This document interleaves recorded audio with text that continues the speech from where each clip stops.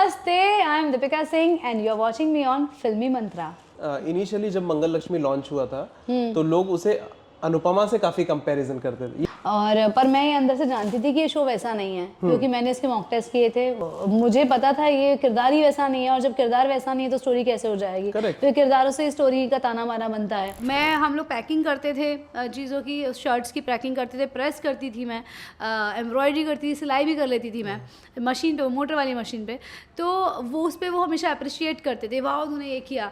तो मैंने कभी फ्रेंड्स नहीं बनाए, मैंने कभी बाहर जाके ज़्यादा खेला नहीं है। जो अगर मुझे पता लगता है कोई बच्चा जो है स्टडीज़ कंप्लीट करने के बाद फॉरेन में जॉब लगाने जा रहा है और वहीं पे सेटल होने जा रहा है, तो मुझे दुख पहुंचता है बहुत ज्यादा। और मुझे मैं बहुत दुख और होता मैं है। जाके मुंह पे बोलती हूँ कि you have used our resources, our country Correct, resources, correct. And now you are We have a huge country. Economically आप किसी और कंट्री को फायदा करोगे, प्लीज मत करो ऐसा। तो रोहित ने मुझे बोला कि सी मेरा कोई अफेयर का प्लान नहीं है, अगर तुमको मुझसे शादी करनी है तो बताओ जो है ऐसा करके। तो मैं हाँ शादी तो मुझे करनी है, ऐसा कुछ नहीं है, आज नहीं तो कल तो करनी है। इतना कैजुअल। हाँ, आज नहीं तो कल करनी है, आज आपसे करनी है। हाँ, तो पर मैंने बोला मम्मी चाहती है शायद शो के बाद करूं, बट आपकी मम्मी अगर शादी कर देगी तो इससे अच्छा है फिर मैं पहले कर लूंगी, कोई बात नहीं। हेलो, आप देख रहे हैं Safarnama with Shivam only on फिल्मी मंत्रा। आज की जो हमारी मेहमान है सफरनामा पर, वो बहुत ज़्यादा स्पेशल हैं और बहुत ज़्यादा रियल पर्सनालिटी हैं। Thank you so much for joining us. Deepika ji, कैसी हैं आप? दीपिका जी, शिवम आप मुझे दीपिका बोले चलेगा मुझे। अरे हम लोग इतने इंटरव्यू कर चुके हैं and we share very good bond. So पर सफरनामा शब्द बड़ा है, अभी अच्छा। मुझे सफर मेरा भी पूरा नहीं हुआ, अभी तो जस्ट शुरुआत हुई है। हाँ जी। तो लेकिन फिर भी जितना भी सफ़र आपका हुआ है बहुत अच्छा हुआ है। बहुत लोगों ने आपको जाना, मतलब एज अ पर्सन मैं आपको पर्सनली जानता हूँ। तो जो लोग आपको कैमरे पर देखते हैं साली, वो आपको पर्सनली जानते नहीं है। इंटरव्यूज़ में जितना आपको देखा है, आपको सुना है, उतना ही लोग जानते हैं। आज हम आपको मतलब लोगों तक पहुँचाएंगे जी, आप कैसे इंसान हैं। सबसे पहले तो मैं लोगों को बता दूं कि ये बहुत ज़्यादा हम्बल है और बहुत रियल है।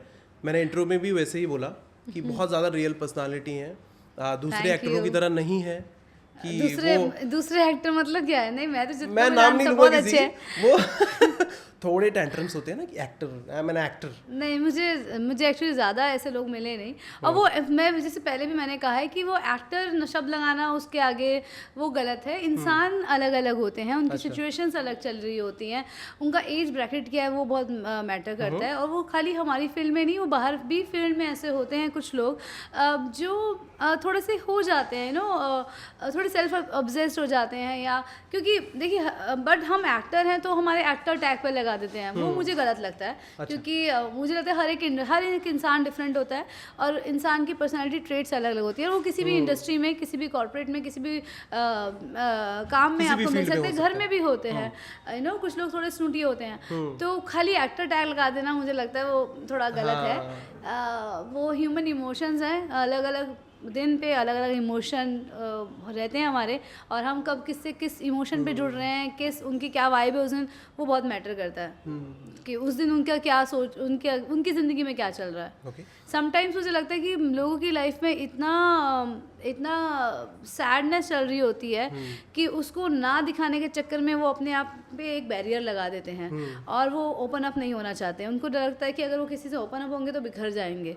तो ऐसे लोग ज़्यादातर मैंने देखा है कि वो एक आवरण बना लेते हैं और वो आवरण में किसी को कोई अंदर ना आ पाए, तो इसलिए वो ऐसा बिहेव करते हैं कि ताकि आप उनसे दूर रहो। तो मुझे तो इनफैक्ट बहुत ऐसा लगता है कि ऐसे लोगों के तो उल्टा आपको हेल्प करनी चाहिए, रेदर देन उनको ये बोलना कि ये मतलब टेंट्रम दिखा रहे हैं या ये वो क्या इमोशन से वो गुजर रहे हैं हमें नहीं पता है।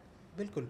लेकिन मैंने जब भी आपको देखा है, काफ़ी टाइम से मैं आपको जानता हूँ, जब भी आपको देखा है खुश देखा है जी। कहीं पे भी सेट पे आपको बुलाओ ना, दीपिका जी, अरे हाँ, अरे क्या हाल है, ऐसे अचानक से आ गए आप सेट पे, क्या हाल है, कैसे हो, मतलब एक एनर्जी हमेशा देखी है जी।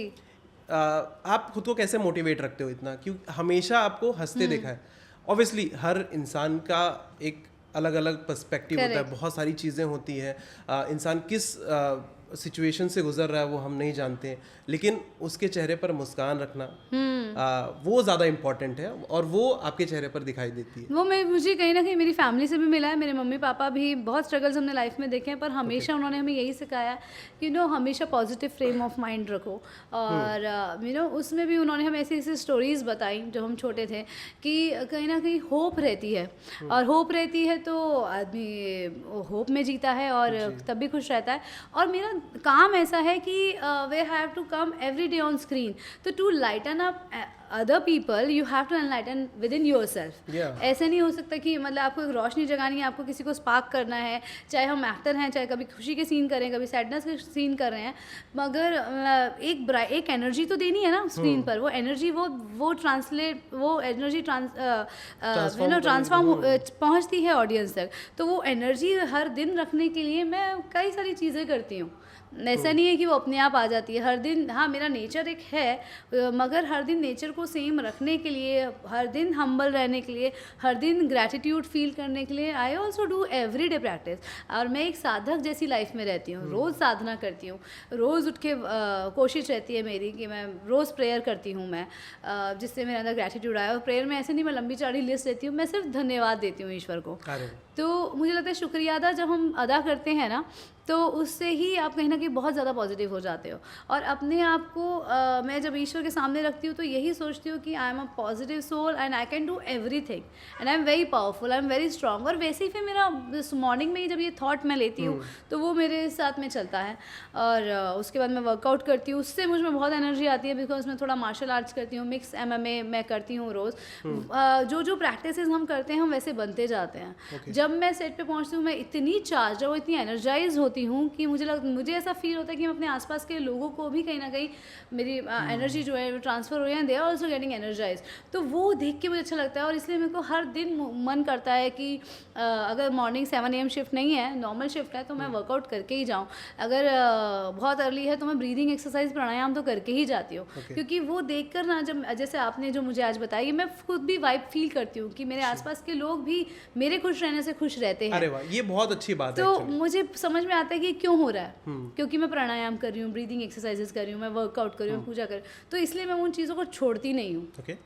तो ये मेरा सीक्रेट है जो मॉर्निंग में मैं काम करती हूँ। और रात को भी जो मैं जर्नल लिखती हूँ, रात को भी मैं प्लान आउट कर लेती हूँ, अच्छा आज ये दिन में मैंने ये मिस्टेक किया है, उन मिस्टेक्स को हाईलाइट करती हूँ। आज मैंने चाय ज़्यादा ले ली, या मैंने आज दूध वाली चाय पी ली, आज मुझे ऐसे बात नहीं करना चाहिए था, आज मैंने उधर ज़्यादा बोल दिया, वहाँ मुझे कंट्रोल कर लेना चाहिए था, मैं और क्या कर सकती थी उस चीज़ को बदलने के लिए। ये सब हाईलाइट्स ऑफ द डे में मैं लिखती हूँ। ग्रैटिट्यूड लिखती हूँ, I am thankful for this thing which happen. और जब मैं थैंकफुल नोट लिखती हूँ तब मुझे रियलाइज़ होता है कि अरे कितनी अच्छी अच्छी चीज़ें हुई जो मैं अब बैठ के सोच रही हूँ, तो मुझे समझ में आ रहा है। और जैसे कल ही एक बहुत चमत्कारी चीज़ हुई जो मैंने अपने जर्नल में लिखी कि मैं एक मंदिर में शूट कर रही थी और उसमें मैं सुबह ही सीन आया था, तो मुझे गिरना था उसके अंदर सीढ़ियों से, वो पानी पे पैर फिसलता है। मैं सुबह से ही थोड़ी सी ये थी कि मैं कैसे करूँगी, और मुझे पता था मुझे ही करना है क्योंकि कोई ड्यूब या फाइट मास्टर नहीं है, क्योंकि सुबह ही सीन आया। और सर शॉट लेके तो कर ही देंगे, पर मुझे पता है मुझे वाइडर में गिरना ही पड़ेगा और कॉम्पैक्ट शॉट में गिरना ही पड़ेगा, वो दिखेगा ही। तो इतना चीट नहीं हो सकता। और वैसे भी आजकल बहुत रियल वर्ल्ड है, इतनी कटिंग्स नहीं होती पहले के जैसे। इनफैक्ट दिया बाती में मैं खुद ही अपने स्टंट्स करती थी। तो बट मुझे लगा था मैं कैसे करूँगी कि मैं बच भी जाऊँ और वो सीन भी वैसा दिखे कि लोगों की आह निकले जब मैं गिरी। तो वो दोनों थॉट मिक्सअप। और मैं मंदिर में शूट कर रही थी और लिटरली मैंने 1 सेकंड पॉज लिया, मैंने यूनिवर्स को बोला और लिटरली मैंने वो सीन किया, सबने तालियां बजाई। सब लोग ऐसे थे कि असिस्टेंट सब ऐसे थे डायरेक्शन टीम के कि वो आके मुझे पूछे कि मैम आपको लगी तो नहीं ना, हमको ऐसा लगा था कि सीन छोड़े और आपको पकड़े आगे। तो मैंने बोला लकीली कुछ लगी नहीं है, बस थोड़ा सा ऐसा मुझे हुआ, तो मैंने वहाँ टैपिंग किया और वो ठीक हो गया।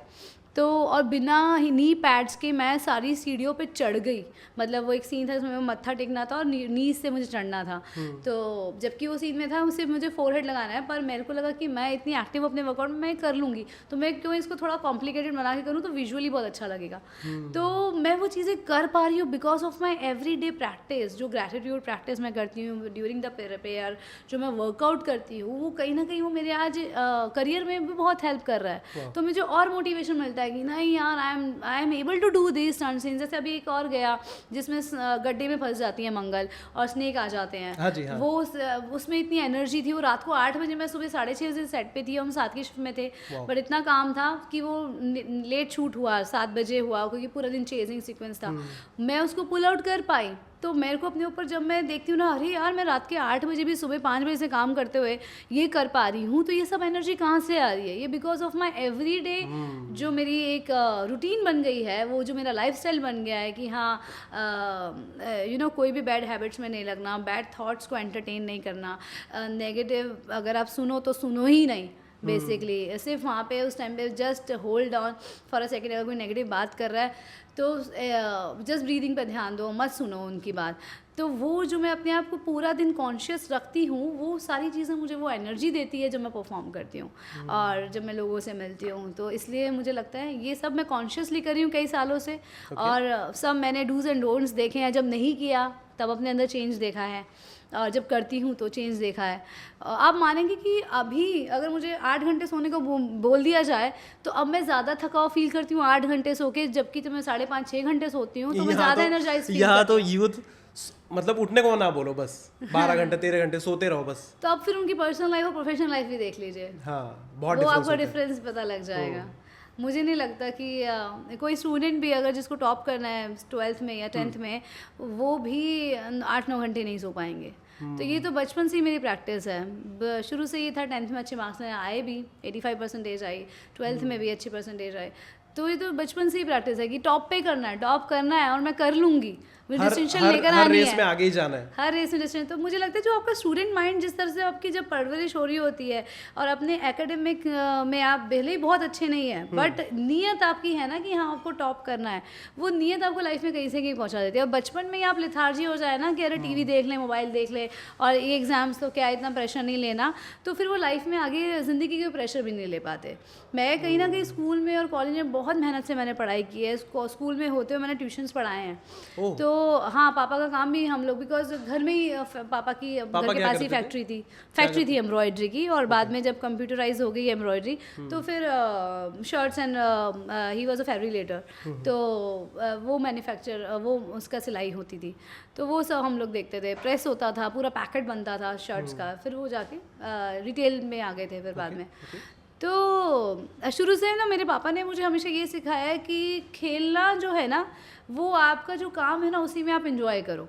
मेरे पापा ने बचपन से हमें सिखाया कि अगर तुम फॉरेन में होते तो तुमको काम भी करना पड़ता, वोकेशनल काम, थोड़ा काम भी, एक्टिविटीज़ भी करनी पड़ती, और आपको अपनी अर्निंग खुद ही करनी पड़ती। ये बात हमको जब मैं 4th-5th में थी तब से पापा ने सिखा दी थी।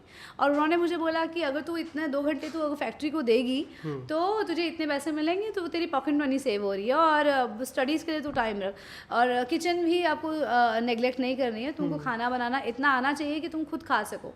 तो 4th-5th क्लास में ही ना मुझे कहीं ना कहीं ये काम करने से रिस्पॉन्सिबिलिटी फील होती थी, और मुझे कभी ऐसा हुआ नहीं कि मुझे किसी की ज़रूरत है अपने, मैं I was self independent since childhood. तो कहीं ना कहीं वो मेरी जो बचपन की परवरिश है ना, वो मुझे हेल्प करती है आज भी, जब मेरे पास मुझे 18 घंटे भी शूट करना होता है और मैं कर लेती हूँ। तो बचपन का माइंड ट्रेन बहुत है, तो उसमें मेरे पेरेंट्स को बहुत श्रेय जाता है कि हम लोग पैकिंग करते थे चीज़ों की, शर्ट्स की पैकिंग करते थे, प्रेस करती थी मैं, एम्ब्रॉयडरी करती थी, सिलाई भी कर लेती थी मैं मशीन पे, मोटर वाली मशीन पे। तो वो उस पर वो हमेशा अप्रिशिएट करते थे, वाह तूने ये किया। तो मैंने कभी फ्रेंड्स नहीं बनाए, मैंने कभी बाहर जाके ज़्यादा खेला नहीं है, जो थे स्कूल में ही जो खेला, स्पोर्ट्स में किया वही किया, और बाकी पढ़ाई की, खाली काम पे फोकस किया। पापा का काम संभाला, पढ़ाई की, और मम्मी की हेल्प करी किचन में। वही हमारे दिमाग में दायरे होते थे कि हमें यही करना है। और बाकी हम तो 2 सिस्टर, मेरी 2 यंगर सिस्टर, एक भाई है, तो ऑलरेडी सिस्टर्स लड़ने लड़ाने की एनर्जी उधर खर्च हो जाती है। 3 बहनें 2 भाई? हाँ, 3 बहनें 1 भाई। 1 भाई? हाँ, 4 भाई बहन है, 2 sisters, 2 younger sisters and 1 brother। Okay, you know middle class family में ऐसा होता है ना कि अगर आप, मैं भी अपने अगर पापा को बोलता हूँ, मम्मी को बोलता हूँ मुझे एक्टर बनना है, वो भी बोलेंगे अरे बेटा पढ़ाई लिखाई कर ले, कुछ कर ले लाइफ में। करेक्ट। तब मैंने जर्नलिज्म चूज किया कि भाई पढ़ाई भी कर रहा हूँ और ये चीजें भी कर रहा हूँ। नाउ दे आर हैप्पी कि इंटरव्यूज करता है। आपने जब बताया मम्मी पापा को कि यार मुझे ना एक्टिंग करनी है या एक्टर बनना है, ये हुआ कैसे था? सबसे पहले तो वो बताओ। मैं और तो उनका 5 रिएक्शन सालों तक बताया नहीं पापा को, क्योंकि मुझे पता है बहुत मार पड़ेगी मुझे, क्योंकि मैं और बाकी चीज़ों में इतनी अच्छी थी कि मुझे हिम्मत ही नहीं आई। वो मुझे देखते थे कि मैं शायद सीए बन जाऊंगी, क्योंकि मैं बीकॉम ऑनर्स में मेरे अच्छे मार्क्स आए थे और फिर मेरे बैंक में भी जॉब लग गई थी। तो मेरे पापा को, मुझे ये लगता था कि वो मुझे किसी और नज़रिए से देखते हैं, मगर मुझे ऑफर्स आते थे, मैं जाके छुप के एड्स करके आ जाती थी। धीरे धीरे उनको पता लगने लगा, तो मैंने बोला ये हॉबी, ऐसे पार्ट टाइम हॉबी मैं करती हूँ, मुझे 2-3 हज़ार रुपये मिल जाते हैं एक दिन के, और मुझे मज़ा भी आता है। इट्स लाइक जस्ट एंजॉइंग, और मुझे अच्छा लगता है ऐसे करके, इसलिए मैं चली गई थी। डांट तब भी बहुत पड़ती थी कि तुमको ऐसे पैसों की क्या ज़रूरत है वो, पर नहीं, बिना बताए या झूठ बोल के इस तरह से अपनी सिस्टर को साथ में रख के मैं जाती थी। तो कभी लेट नाइट नहीं किया दिल्ली में शूट, 8-9 बजे तक हम लोग घर ही आ जाते थे। तो ये मैं बोल के रखती थी कि मैं मतलब मैक्सिमम 7 o'clock 8 o'clock तक कर पाऊँगी, उससे ज़्यादा नहीं। तो वो था क्योंकि मेरी भी थोड़ा दिल्ली में थोड़ा सा मम्मियाँ डरती भी हैं, वैसा भी है। तो दिल्ली का माहौल थोड़ा सा उस तरीके का। हाँ, तो मैं खुद भी श्योर नहीं थी, वो क्या मुझ पे श्योर होते, मैं खुद भी श्योर नहीं थी क्योंकि इधर सक्सेस रेट इतना कम है कि मुझे तो ज़िंदगी भर काम करना था, ये बहुत श्योर था। मुझे सेल्फ इंडिपेंडेंट होना है, मुझे पैसे अपने बलबूते पे कमाने हैं, मुझे कुछ करियर बनाना है, ये मैं श्योर थी। बट इस लाइन में बनाना है कि नहीं बनाना है, ये मैं खुद श्योर नहीं थी। वो तो मैं उनसे क्या बोलती, इसलिए कभी उनको बोला नहीं। फिर जब मैंने थिएटर किया वक्त, फिर मैंने सोचा कि क्यों ना एक बार ट्राई आउट मारते, जब इतना लोग बोलते हैं, क्योंकि डायरेक्टर मुझे हमेशा बोलते थे कि you should take it seriously. उनको दिखता था मैं सीरियस नहीं हूँ, बट रोने के सीन में फट से कर लेती थी। कुछ भी सीन्स में मुझे कोई दिक्कत नहीं आती थी, क्योंकि बचपन से मेडिटेशन और ये सब किया था, योगा, दिमाग शांत था। हाँ, दिमाग शांत था, कुछ स्विच ऑन दूसरे माइंड पे मैं तुरंत कर लेती थी। तो वो मेरे लिए इजी था, और वो मुझे बोलते थे मैं बहुत नेचुरल करती हूँ ये वो। तो मैंने बोला जब इतने सालों से लोग बोल रहे हैं तो एक बार चलो मैं ना, पहले मेरा क्या है ना कि जब तक मैं किसी चीज़ की पढ़ाई ना करूँ, क्योंकि बचपन से वैसा दिमाग हुआ है, तब तक मैं उसमें नहीं फुल फ्लेजेडली घुसना चाहती। मुझे ऐसा लगता है कि पता नहीं, मैं पहले देख लूँ उस कैनवस को और उसको समझ लूँ, फिर अपने अंदर आंकती हूँ। तो मैंने सोचा कि जब इतना लोग बोल रहे, 3-4 years हो गए थे मुझे दिल्ली में ऑडिशंस और काम करते हुए, जहाँ मैंने छोटे छोटे एपिसोडिक्स भी किए और एड्स किए, तो मुझे लगा कि अगर मुझे इसको करियर बनाना है तो पहले मुझे सीखना पड़ेगा, उसके बाद पेरेंट्स को बताऊंगी। तो मैंने सक्षम थिएटर ग्रुप के साथ में प्ले किया पॉट ऑफ गोल्ड, और उससे पहले वर्कशॉप 6 months मैंने, पंकज सर ने वो हमारी डॉक्यूमेंट्रीज बनाते थे साथ साथ हमारे सैटरडे संडे, और हमें स्टानस लड़की की बुक्स देते थे। तो काफ़ी एक्टिंग पे चर्चा होती थी, हाउ टू टेक कैसे थॉट लिया जाता है, कैसे उसको फिर एग्जीक्यूट किया जाता है। तो वो अस्मिता थिएटर ग्रुप से थे, तो उनके साथ मैं 6-7 महीने काम किया। फिर सक्षम थिएटर ग्रुप के साथ में 1 month जुड़ी, तो मेन लीड जो थी उस वाले प्ले की, वो एग्ज़ाम्स के कारणवश नहीं कर पाई थी, तो मुझे मेन लीड बना दिया, और वो बहुत अच्छा हुआ मेरा परफॉर्मेंस। तो उसके बाद ही मैं दी और बाती हमको ऑडिशन दिया, और मैं प्ले करने से, थिएटर करने से मेरे अंदर एक अलग लेवल का कॉन्फिडेंस आ गया था, जो मेरा ऑडिशंस में पहले नहीं दिखता था। मैं एक्टिंग कैमरा रख के तो बहुत अच्छी कर लेती थी, बट ऑडिशंस नहीं मेरे सक्सेसफुल होते थे। बट फिर भी 1-2 वो जगह हो गई थी। मैं कितने बार रिजेक्ट हुए थे? मुझे 2 बार ऑफर हो चुका था एंडोमॉल का एक शो का, जो मैं दिल्ली में थी, और मुझे फ़ोन आया, बट मेरे अंदर हिम्मत नहीं थी कि मैं बॉम्बे आके सिर्फ ऑडिशन देकर चले जाऊँ और मम्मी पापा को ये बोलूँ कि मुझे बॉम्बे ऑडिशन देना है। तो क्योंकि उससे पहले मैंने कुछ ऐसे ट्रेनिंग लिया नहीं था, मेरे लिए ये था कि पार्ट टाइम मुझे दिल्ली में मिल ही जाता है, बस इतना ही बहुत है। जैसे मैं श्योर नहीं थी, मैं एज अ हॉबी ले रही थी और अपने पढ़ाई में आगे करती जा रही थी, पापा के काम में। MBA इन मार्केटिंग मैंने कर रही थी, कॉरेस्पॉन्डेंस। हाँ, it was not like Symbiosis वगैरह का, सब बता दूँ पहले ही। बस पढ़ने का शौक था, इसलिए पढ़ाई जारी रखनी थी, तो मैं इसलिए कर रही थी। सैटरडे संडे क्लासेस होते थे। इट वॉज नॉट लाइक मैं बोलूँ MBA टाइप्स नहीं है। बट गांधर महाविद्यालय से मैंने अभी विशारद की है ओडिसी में, तो वो एक और डिग्री मेरे पास जुड़ गई है। हाँ, अभी लास्ट ईयर एग्जाम्स दिए। तो अच्छा, हाँ, मैंने सुना था कि आप कुछ तो एग्जाम दे रहे। उसके बाद मेरे को ये मंगलक्ष्मी में मेरा हो गया। उस टाइम मॉक टेस्ट चल रहे थे मंगलक्ष्मी में, मेरा एग्जाम भी आपने बताया था शायद पिछले इंटरव्यू में, आपने बताया था। करेक्ट। तो पढ़ने का मुझे शौक है, एग्जाम्स देने का मुझे शौक है, क्योंकि उस टाइम पे एक अलग लेवल का आपका दिमाग चालू होता है। आप कम सोते हो और आप ज़्यादा याद करते हो। उस टाइम पे आपका फोकस पावर अलग हो जाती है। I like that too, I enjoy that focus.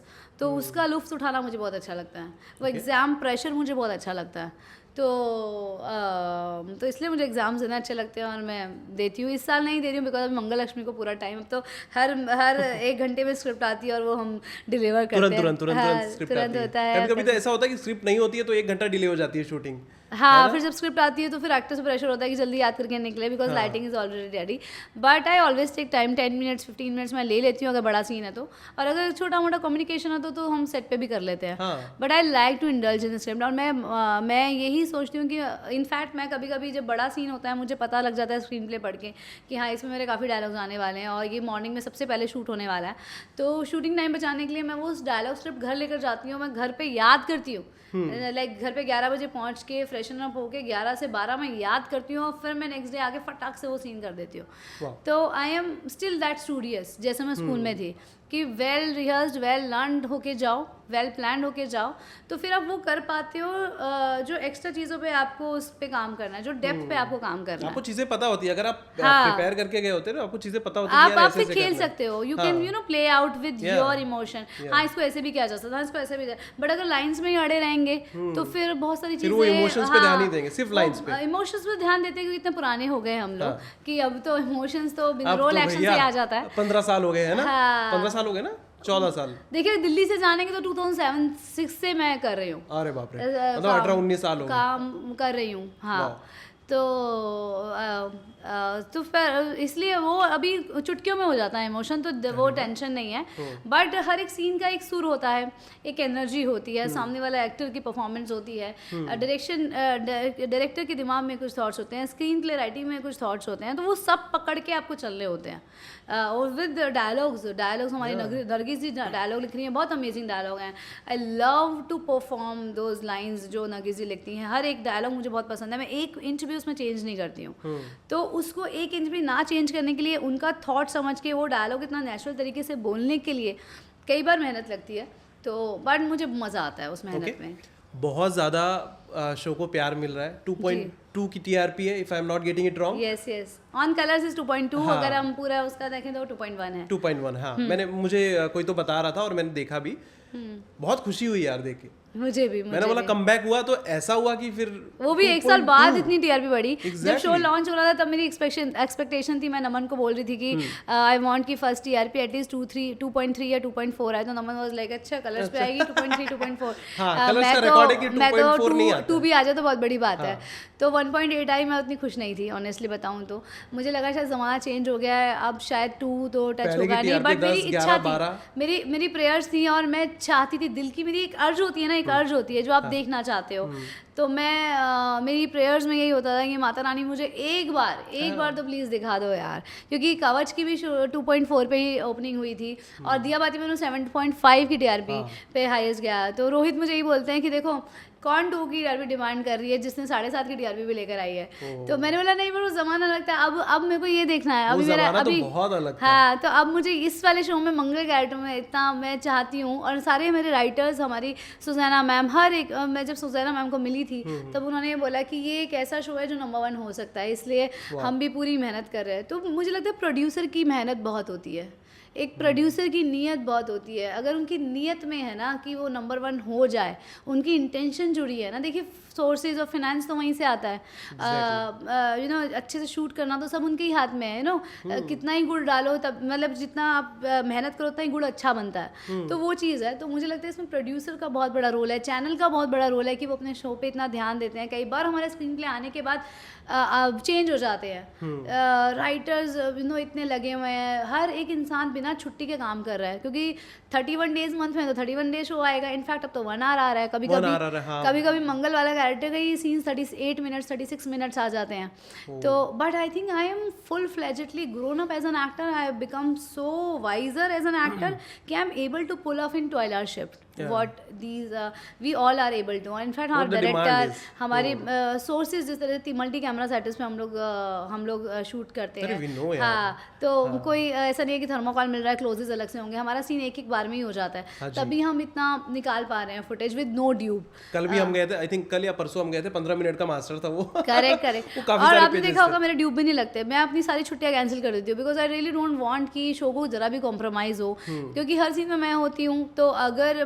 Dupe होगा तो ऑब्वियसली वो सीन वैसा नहीं निकलेगा, मैं होंगी तो कुछ अलग कहीं पे मुड़ गई ये होगा, मैं कुछ कर सकती हूँ। तो बहुत कुछ होता है। सोम के स्कूल में कुछ है, जैसे अभी स्पोर्ट्स डे है, एनुअल डे है, तब मुझे लेना पड़ता है। और बच्चों के लिए। हाँ, या कुछ फैमिली फंक्शन आ गया है, कुछ है, वो भी मैं फैमिली फंक्शन तो मैं कई बार इवनिंग में 7 की शिफ्ट लगा के मैं आ जाती हूँ। तो बट मैं कोई सेक्रीफाइस नहीं करी, मुझे ये रोल में से इतना प्यार मिल रहा है, खुद को मुझे ये रोल करके इतना मज़ा आ रहा है। It's not a sacrifice, it's a selfishness of mind. मैं ये मानती हूँ कि जो मैं चाहती हूँ कि ये रोल और भी आगे बढ़े अपनी ज़िंदगी में, और लोगों को, क्योंकि इसमें इतना मज़ा आ रहा है। एक दिन मैं आपको बताती हूँ, एक इंसिडेंट है। I was doing a prayer, और उस दिन मेरा फास्ट था, सकट चौथ का, अभी की बात है, 17 तारीख की। तो मैंने उस दिन छुट्टी मांगी हुई थी, बिकॉज मुझे थोड़ा डर लगता है कि लो बीपी हो जाएगा। तो और मेरा छत पे सीन था, लाइक फुल डे हम लोग मकर संक्रांति का शूट कर रहे थे, पतंग उड़ानी थी। तो हाँ, यू वर देयर। हाँ, तो मैं उस दिन फास्ट पे थी, मैंने आपको बाइट भी नहीं दी थी। तो और धूप में एकदम ऐसा लग रहा था हमारा ग्लूकोज ही जा रहा है, और मैं नमक चीनी का पानी भी नहीं मैंने अवॉइड किया हुआ था। मैं फ्रूट्स, मैंने फिर ये किया कि मैं फ्रूट्स खा लूँगी और दूध पी लूँगी। But was very tough. सुबह मैं गई 11-12 बजे बहुत, तो मेरे डायरेक्टर ने बोला कि I you still keeping the fast. मैंने कहा, मेरी मदर इन लॉ ने मुझे बोल दिया, रोहित ने बोला अगर फास्ट रखाना तो सच बोल रहा हूँ, तो बात नहीं करूँगा। और मदर इन लॉ ने बोला कि फास्ट नहीं रखना है, छोड़ दे इसको, अगली बार देखेंगे। मैं बोली कि मम्मी इसको बोल रही है अगली बार देखेंगे, अगली बार शो बंद हो जाएगा क्या? नहीं, शो तो चलना चाहिए। अगर ये बात ऐसी है, तो मैंने क्या सोचा कि आज अगर मैं फास्ट नहीं रखती हूँ, जो मैं रिचुअल कई सालों से करते आ रही हूँ, तो कहीं ना कहीं अपने काम की वजह से नहीं रखा मैंने फास्ट, तो क्या मेरा काम अच्छा नहीं है जो मुझे अपनी चीज़ों को चेंज करना पड़ रहा है? तो मेरे थॉट में कहीं ना कहीं मेरा सबकॉन्शियस ऐसे वर्क करना लगेगा कि मैं कहीं ना कहीं डिप्राइव्ड हो रही हूँ। I don't want to give my subconscious mind a thought कि मैं कहीं से कुछ डिप्राइव कर रही हूँ, मुझे ये चीज़ नहीं मिल रही है, मेरा ये चीज़ नहीं हुआ। मैं वो क्लटर ऑफ माइंड्स, वो थॉट्स में फंसना नहीं चाहती थी। तो मैंने बोला जितना मेरे से पॉसिबल होगा मैं रखूँगी, जो मिल रहा है हाँ मैं रखूँगी। और अगर मुझे ऐसा लगेगा मैं बीमार होने वाली हूँ, तो मैं इलेक्ट्रॉल पी लूँगी, जो है मेरे से नहीं हो रहा है तो मैं इलेक्ट्रॉल पी लूँगी, ग्लूकोन इलेक्ट्रॉल ले लूँगी, जो है फास्ट एंड अप के है इलेक्ट्रोलाइट्स ले लूँगी। तो मेरे बॉय विजय बहुत हेल्प करते हैं, तो उन्होंने मेक श्योर किया मुझे हर 2 घंटे में उन्होंने फ्रूट्स दिए। तो उसने मेरे आगे पोहा रखा, मेरे डायरेक्टर ने मुझे बोला don't keep it is so tough. Naman was also like कि अरे आज छोड़ देगी वो, मुझे मदर इन लॉ बोले क्यों रख रही है, तो सब ऐसे बोले। तो मुझे उसने आके पोहा रख दिया कि आप ब्रेकफास्ट कर लो। 11 बज रहे थे, मैं लो भी हो गई थी, तो वो पोहा रखा हुआ था। मेरे को लगा कि नहीं, मैंने बोला देख 11 तो बज गए, 3 भी बज जाएंगे आराम से, मैं फ्रूट ही खाऊंगी, मैं नहीं खा सकती आज। और मैंने वो कर दिया और कुछ तकलीफ नहीं हुई। व्हाट आई फील ना, it's all your mind thought, your mind power. और वो दिन निकल गया आराम से, जो है। और मैंने घर पे आके अपना 10:30 बजे चांद निकला उस दिन। मैं लिटरली एकदम इतना धूप में काम करके मैं सो गई थी, मेरी सिस्टर इन लॉ ने मुझे ऐसे उठाया कि आ गया चांद, अब चलो देखने के लिए। और 11 बजे मैंने खाना खाया। वैसे मैं लेट नाइट नहीं खाती हूँ, बट ऐसे में खाना खा लेती हूँ मैं। तो मेरी सिस्टर इन लॉ बहुत क्यूट, उन्होंने पूड़ियाँ बनाई और मतलब बड़े प्यार से उन्होंने पूरा सर्व किया फास्ट फूड। तो मैं बता रही हूँ कि मैजिक पावर देखो कि जब आप माइंड से सोचते हो, मतलब मैं बिना उस महीने छुट्टी लिए बिना, अब मुझे छुट्टी मिली है जनवरी में और फर्स्ट की थी, तो I am able to do it. It's all magic, it's all what I am every day focusing. तो मुझे लगता है प्रेयर की शक्ति है कहीं ना कहीं। आप फोकस कैसे होगा, फोकस को प्रैक्टिस करना पड़ता है। फोकस ऐसे नहीं मैं बोलूँगी आपको इस बात को सुनो तो आप सुन पाओगे, हमको हर दिन ना एक प्रैक्टिस करनी पड़ती है। मुझे ऐसा लगता है हर किसी की एक प्रैक्टिस, किसी को बैडमिंटन खेलना अच्छा लगता है, किसी को लूडो खेलना अच्छा लगता है, किसी को कुछ और गेम चेस खेलना अच्छा लगता है, उससे उनका फोकस आता है। किसी को मेडिटेशन में बैठना अच्छा लगता है, उससे किसी को सॉन्ग सुनना अच्छा लगता है, किसी को सॉन्ग सुनना अच्छा, उससे वो दे फील गुड, फोकस्ड, हाँ एनर्जाइज। तो हर एक इंसान की अपनी एक होती है, वो चीज़ को हमें पकड़ना चाहिए। तो और हाँ, तो मैंने शुरुआत की थी इस बात की। तो उस दिन मैं ड्यूरिंग द पूजा में I was asking my self कि ये मैंने सही किया क्या? जब 2 सही को चुनना होता है तब एक सही कौन सा है? तो मैं सोचा कि मैंने आज की छुट्टी, मुझे बोला भी था कि ड्यूब लग जाएगा, आपको चाहिए था आप छुट्टी ले लो। और मैंने बोला कि नहीं, वो पतंग वाला सीन है छत पे, बहुत मुश्किल हो जाएगा, मैं आती हूँ। And my director was also very happy कि यू आर कमिंग। तो मैंने बोला ये काम करना भी सही है और fast, because it's a ritual, family lineage में वो चलता हुआ रहा है, तो वो रखना भी सही है। तो अब ये दोनों सही में से मैं एक सही को क्या चूज़ करूँ, आज फास्ट नहीं रखूँ और काम पे जा रही हूँ मैं। तो मैं जैसी गाड़ी में बैठी तो विजय जो मेरे ड्राइवर है उन्होंने मुझे बोला कि एक आंटी आज आई थी और 80 ईयर्स की थी, उन्होंने मुझे आके बोला कि आप मंगल लक्ष्मी करते हो ना, मैम को बोलना कि वो एक दिन भी छुट्टी ना लें, वो बहुत अच्छा काम कर रही है। मैं जैसी गाड़ी में बैठी मैंने बोला यार मैं प्रेयर्स आर गेटिंग आंसर्स। मैंने इस बंदे को नहीं बताया कि मैं ऐसा सोच रही थी अभी 1-1.5 घंटे पहले। और मैं आज दुविधा से सेट पे जा रही हूँ बट मैं थोड़ी सी नाखुश हूँ कि कहीं ना कहीं मेरा आज शायद मुझे फास्ट छोड़ना पड़ेगा और मुझे काम, बिकॉज मैं जानती हूँ आज का दिन कितना टफ होने वाला है, मैं पूरा दिन धूप में होने वाली हूँ। और मम्मी ने मुझे जाते वक्त बोला, मदर इन लॉ ने, डोंट कीप द फास्ट, मैं तेरे को बोल रही हूँ दीपिका तुझे नहीं रखना है। तो मैंने कहा सासू माँ ने बोल दिया, बट मैं थोड़ी सैड हूँ कि मैं फास्ट नहीं रख पा रही हूँ। तो मैंने बोला जब God is answering your prayers, God is as a messengers you are getting your answer, people are as a messenger coming to you. मेरे ड्राइवर को आके बोल के गए हैं, तो ऊपर वाला जब इतना साथ है और उसी दिन TRP 2.1 भी हुई, तो एक और मैसेज आया। तो मैंने बोला नहीं, मैं दोनों चीज़ें करूँगी। मैं अपनी पर्सनल लाइफ भी, मैं अपनी पर्सनल लाइफ में भी जो मुझे अचीव करना है, जो मैं चाहती हूँ कहीं ना कहीं रिचुअल फॉलो करने हैं, तो मैं वो भी करूँगी और मैं साथ में अपना काम में भी करूँगी। ऊपर वाला है वो सब देख रहा है। किसी इंटरव्यू में आपने बोला था, अभी मैं देख रहा था थोड़ी देर पहले, कि आप जब सक्सेसफुल हो जाते हो तो माँ बाप भी थोड़ा हेजिटेट करने लग जाते हैं। हाँ जी। मतलब अगर बेटी सक्सेसफुल या बेटा सक्सेसफुल नहीं होता है या बड़ी स्क्रीन पर नहीं होता है, माँ बाप बोलते इधर इधर ऐसे मार देते हैं, या कुछ होता है तो वो मस्ती में मार देते हैं। लेकिन जब आप सक्सेसफुल हो जाते हो तो माँ बाप भी हेजिटेट करते हैं, यार शायद सिद्धार्थ जी के इंटरव्यू में ये तो स्टार है। हाँ, सिद्धार्थ भाई के इंटरव्यू में आपने बोला था। हाँ करेक्ट, ये मैं देख रहा था कहीं तो क्लिप्स देख रहा था। तो he is a very good interviewer. हाँ, बहुत अच्छे दोस्त हैं मेरे। करेक्ट। तो आप बताइए, क्या मतलब ऐसा आपको भी लगता है कि यार माँ बाप ऐसे मतलब ऐसे रिएक्ट करे, अजीब लगता है थोड़ा? ये शुरुआत में हुआ था दिया और बाती हम जब मुझे मिला, और मम्मी पापा की नज़र में मैं पहली बार जब एक्टर बनी थी और एकदम से स्टारडम आ गया था और मैं स्टार परिवार और इस तरह के अवार्ड फंक्शन में जाती थी, मुझे अवार्ड मिलता था। और मेरे को उस टाइम में रियलाइज़ भी नहीं है कि मैं अपने मम्मी पापा को कभी अवार्ड फंक्शन में नहीं लेकर गई बिकॉज मेरे पास ऑलरेडी इतना होता था कि मुझे परफॉर्मेंस भी करनी है, मुझे रेड कार्पेट भी करना है, मुझे इंटरव्यूज़ भी देने हैं, ये सब है। तो मैं नहीं कभी अपने मम्मी पापा को लेकर जा पाई कि मैं उनका देखूँ कि उनको कौन सी रो में सीट मिल रही है, वो मैं उस कि उनको कोई तकलीफ ना हो जाए, इससे मैंने कभी उनका बोला नहीं। तो ये बात मुझे लगी कि अरे मम्मी की इच्छा थी जो है ऐसा करके, वो बेसिकली मम्मी बोल ही नहीं पाई क्योंकि इतना डिस्टेंस कहीं ना कहीं काम के चलते, वो नया काम था मेरे लिए, नई मैं एक्टर बन रही थी, मेरे ऊपर काफ़ी रिस्पॉन्सिबिलिटी थी एक शो की और मेरे लिए सब चीज़ें नई थी। उनको बेस्ट करने के लिए मैंने काफ़ी अलूफ हो गई थी मैं अपनी फैमिली से। इतना मैंने कंसंट्रेशन अपना फोकस दिया हुआ था, सिर्फ वर्कआउट करना, सीधे भाग के जाना शूट पे, प्रेयर्स में सिर्फ मैं दिया जला के जाती थी और मैंने भाग के आके जल्दी से जो है स्नैक्स वगैरह सूप वूप पिया और जल्दी से सो जाना। तो मेरा स्केड्यूल ऐसा हो गया था कि I was just devoted my self for that character. तो मम्मी को कई बातें करनी होती थी पर मम्मी मुझसे नहीं बोल पाती थी। मैं उसी से बोलती थी, मम्मी मेरा ऐसा एटीट्यूड हो गया था, मम्मी बाद में सुनूंगी, मेरे को भी ये करनी, मम्मी मैं वो कर रही हूँ। और आपके भाई ने भी शायद काफी दिन मेरे तक आपसे भाई ने बात भी नहीं मेरे की से, थी। मेरे भाई को भी मतलब उसको लगा कि मुझे शायद ये शो मिल गया था दिल्ली में, इसीलिए मैं चली गई क्योंकि उसी ने मुझे ट्रेन पे छोड़ा था और मैं वो पार करने गया था अपनी बाइक और इतनी देर में ट्रेन आ गई। मैं मम्मी से मिलके और अपने कोऑर्डिनेटर के साथ में मैं ट्रेन में बैठ के चले गई और मैंने वेट नहीं किया उसके आने का क्योंकि मैं 2 दिन के लिए आई थी मुंबई। तो मुझे लगा 2 दिन बाद तो मैं आ रही हूँ, बट उसके बाद मैं आई ही नहीं। 3-4 मंथ्स 2 महीने बाद मैं वापस थोड़े 1 दिन के लिए मैं घर गई थी। जब बीकानेर का स्केड्यूल ख़त्म हुआ, आउटडोर शूट जब ख़त्म हुआ तो मैं बीकानेर से डायरेक्टली दिल्ली वोल्वो में आई थी। तो तब भी वो थोड़ा अलूफ था। 1 साल बाद भाई दूज में मुझे पता चला, मैंने बोला मैं नहीं आ सकती, तू आ जा। तो कहते तू मुझे क्यों बनवानी है मुझसे राखी, तुझे क्यों बनवानी है राखी, तुझे जरूरत थी क्या मुझे, तू कब स्टार बन गई। और मुझे रियलाइज़ हुआ कि मतलब मैंने कोई राखी वाखी भी नहीं भेजी थी उससे पिछले साल, ना कुछ किया था। मुझे लगा क्या है, राखी तो है मेरी जगह बंधु मान ही देगी, मेरी सिस्टर जो मान ही देगी। तो मैंने कोई फ़ोन बात नहीं, मुझे तब रियलाइज़ हुआ कि मैंने इससे 1-1.5 साल से बहुत कम बात की, ये मुझसे बात नहीं कर रहा है। मुझे लगा मम्मी से तो उसके बारे में बात हो ही जाती है। तब उसने जब खुद से कहा कि तुझे नहीं लगता, तो मैंने बोला भाई तू आ जा। फिर वो आया, फिर मैंने उसको शॉपिंग वॉपिंग करवाई।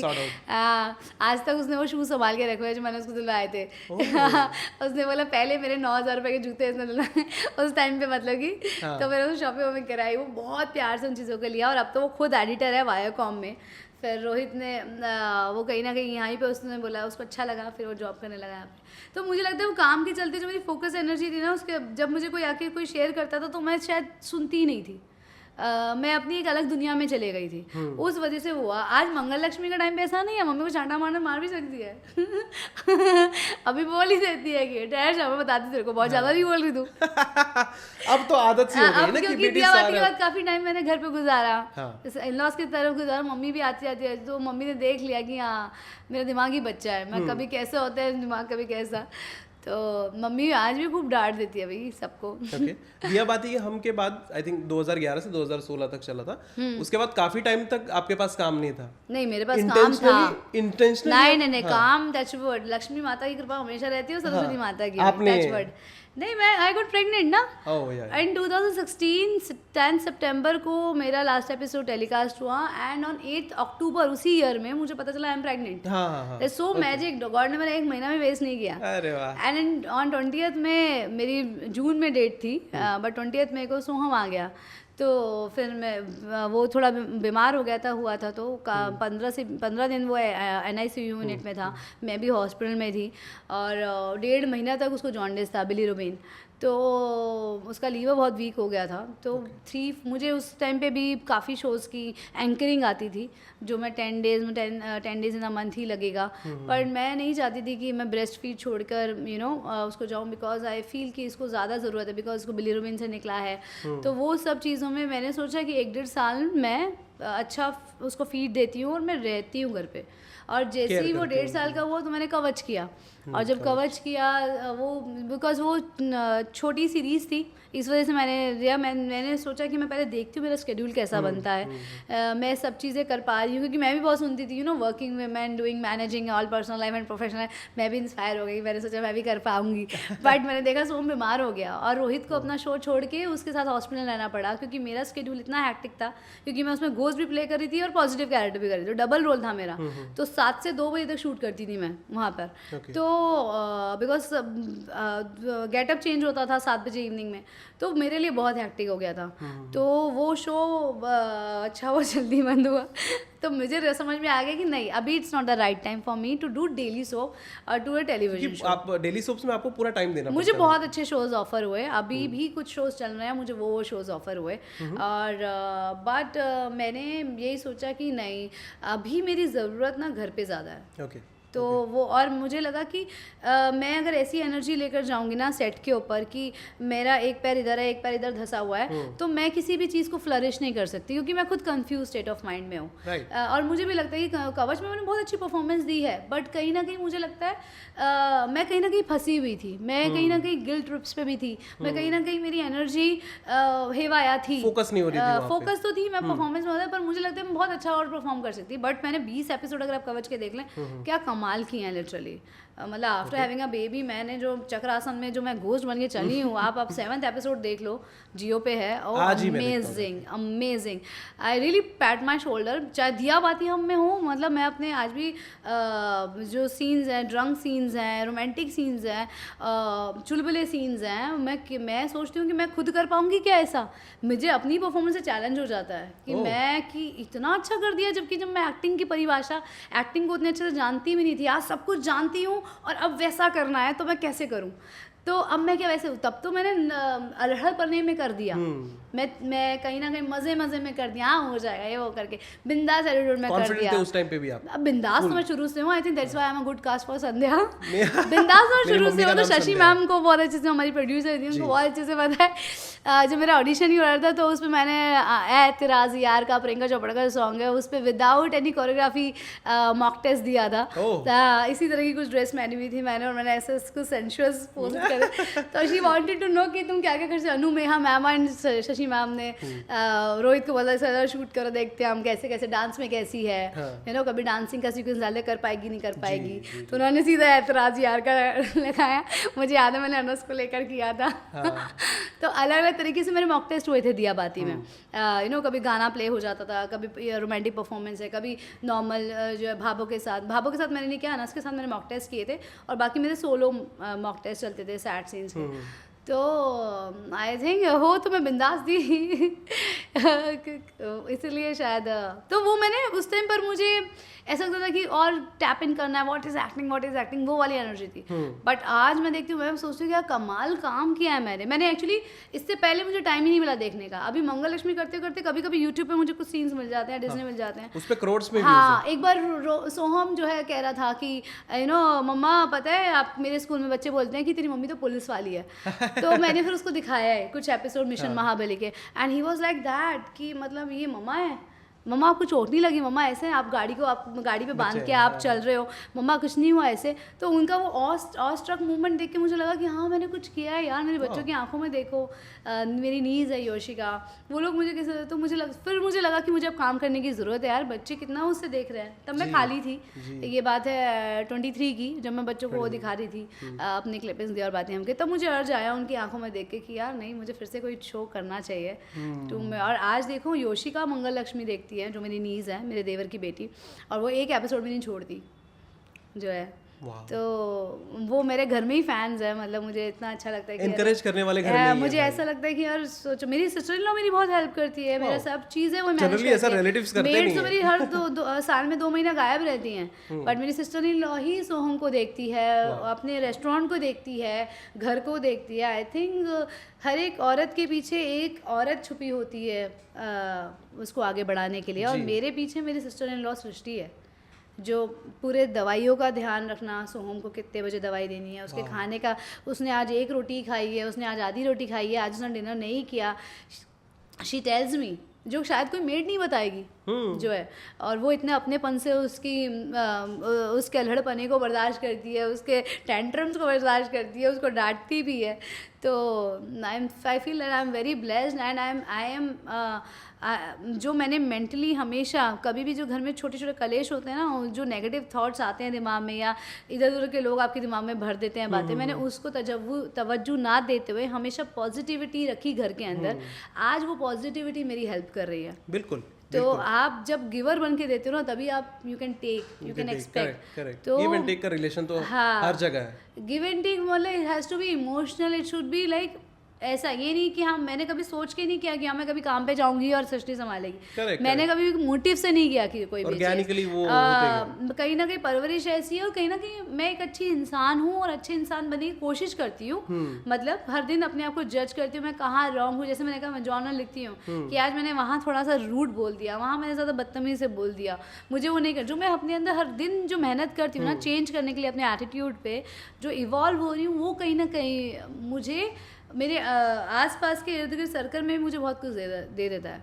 और मुझे लगता है क्या ही जाता है सबसे अच्छी बात करने में, क्या ही मिलता है किसी से खराब बात करके। खराब बात करोगे तो वो गालियां ही देंगे फिर किसी का दिल खुश करने से, किसी को अप्रिशिएट करने से, किसी को उसकी वैल्यू बताने की, मतलब तुम कितने अच्छे इंसान हो, अच्छी बातें करने से अगर सब शांति है तो कितने, ये तो बहुत अच्छा है ना, आपको भी अच्छा लगता है। कितनी अच्छी बात है, वो सामने वाला आपको दुआ देकर जाएगा कि यार ये तो कितने अच्छे हैं, कितने अच्छे से बात कर रही हैं। टॉकिंग अबाउट दिया और बाती, हम संध्या राठी जी, मेरी मम्मी का नाम संध्या है, अरे लेकिन आपसे बहुत अपोजिट है, वो बहुत शांत है। हाँ जी, मतलब आप तेज हैं, वो शांत है एकदम, जितना बोलोगे उतनी जितना, हाँ संध्या, करेक्ट। हाँ, तो उस कैरेक्टर से खुद को कितना रिलेट करते हो आप? क्या कुछ है जो क्या बोलते हैं दीपिका संध्या से रिलेट करती हैं? Is there anything? देशभक्ति है मेरे अंदर, पैट्रियोटिक हूँ मैं आज भी। अगर मुझे पता लगता है कोई बच्चा जो है स्टडीज़ कंप्लीट करने के बाद फॉरेन में जॉब लगाने जा रहा है और वहीं पे सेटल होने जा रहा है, तो मुझे दुख पहुंचता है बहुत ज़्यादा, मुझे बहुत दुख होता है। और मैं जाके मुँह पे बोलती हूँ कि you have used our resources, our country resources, and now you are economically आप किसी और कंट्री को फ़ायदा करोगे, प्लीज़ मत करो ऐसा। मुझे हर्ट होता है। और कई सारी ऐसी चीज़ें, जब कोई सिविलाइज्ड बिहेव नहीं करता, जब अपने राइट्स एंड ड्यूटी नहीं फील करते, वोट करने नहीं जाते हैं और फिर बात करते हैं पॉलिटिशियंस की, ये सब, हाँ डेवलपमेंट, खुद वोट करने नहीं जाते, उस छुट्टी पे वो लोग मूवी देखने जाते हैं, तो मुझे दुख पहुँचता है। तो आई हैव, तो मुझे ऑब्जर्व किया मैंने कि हाँ मुझ में है देशभक्ति, वो पेट्रियटिक मैं फील करती हूँ। मैं बहुत कृतज्ञ हूँ अपनी मातृभूमि के लिए, अपनी भारत माता के लिए। और कहीं ना कहीं ये एक्टिंग में जो अच्छे रोल्स मुझे मिले वो कहीं ना कहीं उस एनर्जी को और चैनलाइज किया है। और मैं बहुत ब्रेव हूँ, टच वुड। मैं आज देखती हूँ लोगों को तो मुझे लगता है कि हाँ सच में मैं बहुत ब्रेव हूँ, मुझे पता ही नहीं था मैं ब्रेव हूँ। मतलब जो बिंदास एटीट्यूड मेरे पापा ने मुझे दिया, और कहीं ना कहीं मैं खुद भी हूँ कि मम्मी ने शुरू से दिखाया कि मतलब सिखाया कि एलिगेंट होना अच्छी बात है पर बदतमीजी मत कभी बर्दाश्त करो। अपनी speak out if you feel bad for anything, speak out करो। तो वो जो एक परवरिश मुझे जॉइंट फैमिली की मिली, बुआओं से, बुआ हमेशा हमसे बात करती थी, जो चीज़ें हम मम्मी को नहीं कह पाते थे दादी को कहते थे, और दादी हमें जो सीख देती थी ऐसा है तो ऐसा है, नहीं।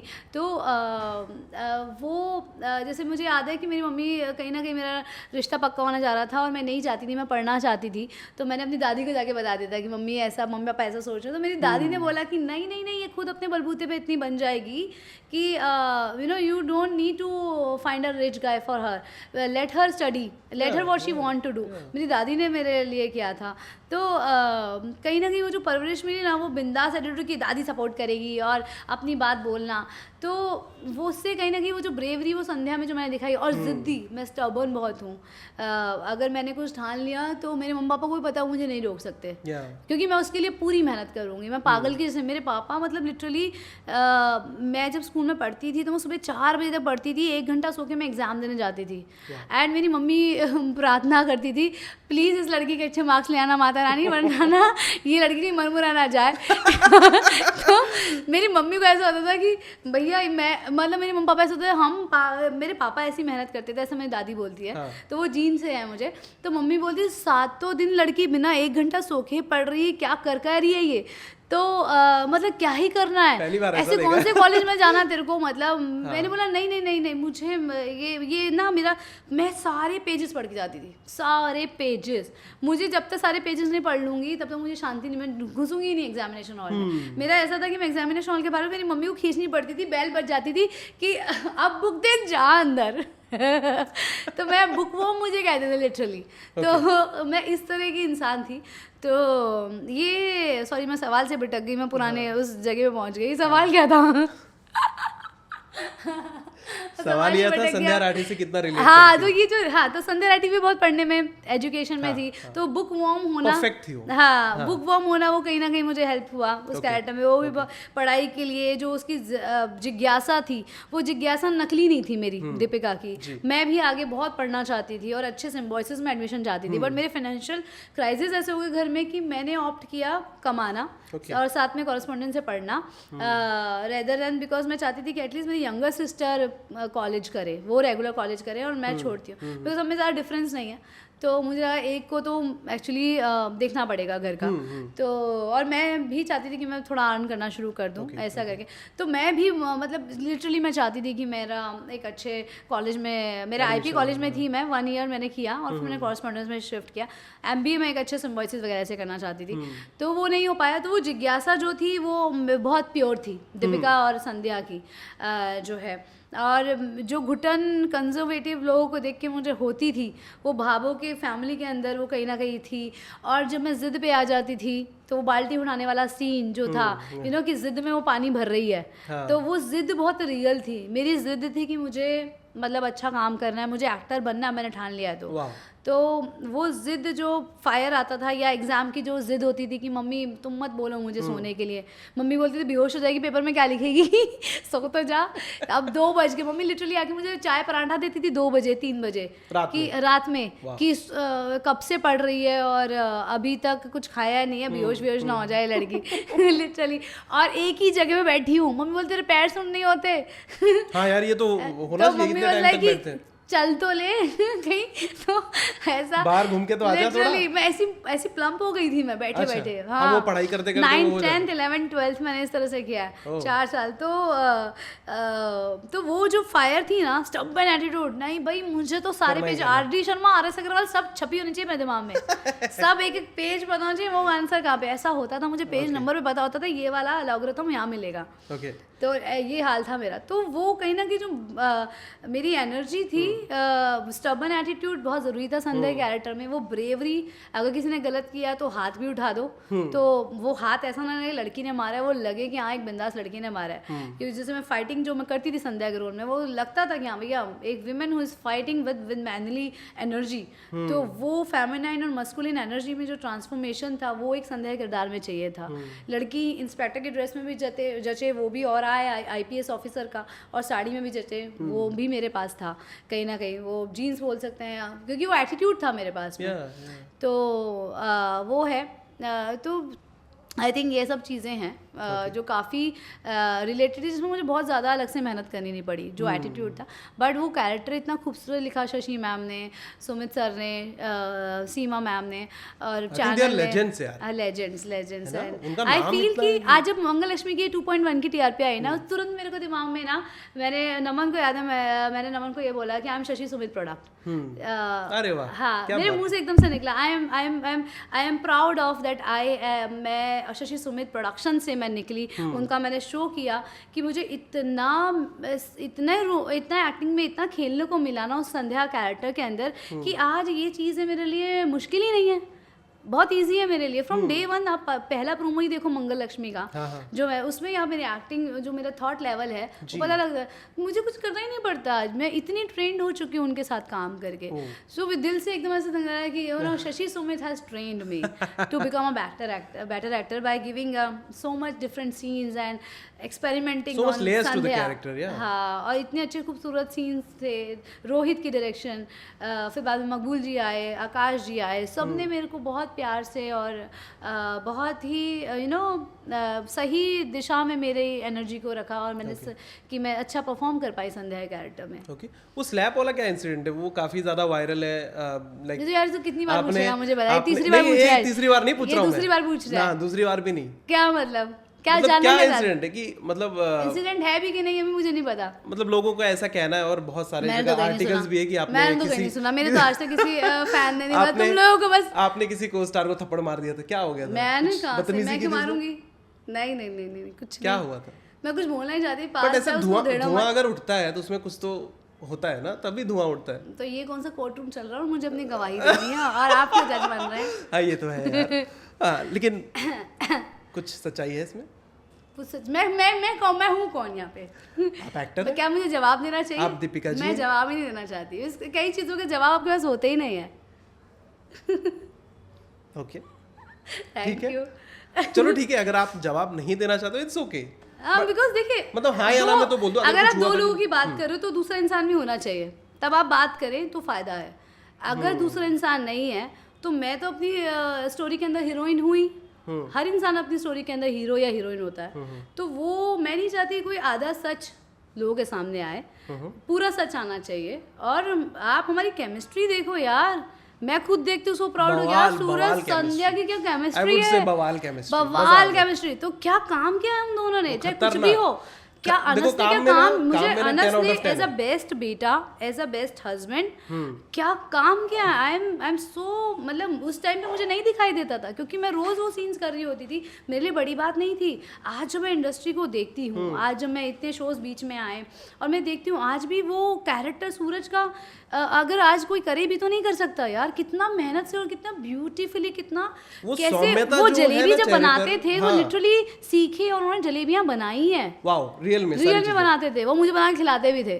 तो मैं अच्छी चीजें याद करूँ, ये छोटी मोटी कितना, और मुझे तो छोटी मोटी, मेरे दिमाग में तो कुछ है भी नहीं ना, हम दोनों के दिमाग में था। हम तो उसके बाद भी शो चल रहा था, उसके बाद भी हम रोमांटिक सीन्स कर रहे थे, कितने अच्छे से हमने सीन किया। आप लास्ट का क्लाइमेक्स दो, वो हम दो ही लोग थे ना, कितना मतलब लिटरली मैं गिर गई थी वो क्लाइमेक्स करते हुए, और उसने लिटरली मुझे पकड़ा था। He was got so concern कि यार कितना ख्याल रखते थे वो, मेरा ही नहीं, सबका, भाभों का, कनिका का, हर एक इंसान का। हर इफ्तारी पे पार्टी उनकी तरफ से होती थी, तो कितना उनका खाना खाया हम सब ने कितना वो पार्टी करते थे हमारे सेट पे। हर हफ्ते पार्टी होती थी, कभी मैं देती थी, कभी अनस देते, कभी कनिका, कभी रोहित देते थे।